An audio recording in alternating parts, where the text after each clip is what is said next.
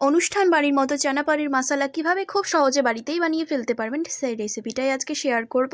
আর সবার আগে আমাকে ফলো করে পাশে থাকবেন প্লিজ।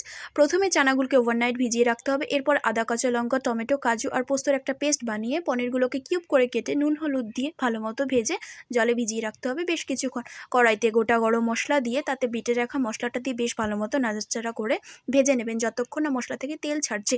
তারপর তাতে পরিমাণ মতো নুন, হলুদ, লঙ্কার গুঁড়ো আর একটুখানি চিনি দিয়ে বেশ কিছুক্ষণ নাড়াচাড়া করে তাতে দিয়ে দেবেন চানাগুলো। তারপর বেশ ভালো মতো মশলাটাকে ভেজে তাতে হালকা একটু জল দিয়ে কষিয়ে নেবেন। যখন দেখবেন 50% মশলাটা পুরোপুরি কষানো হয়ে গেছে তখন তাতে 2.5 গ্লাসের মতো জল দিয়ে দিন।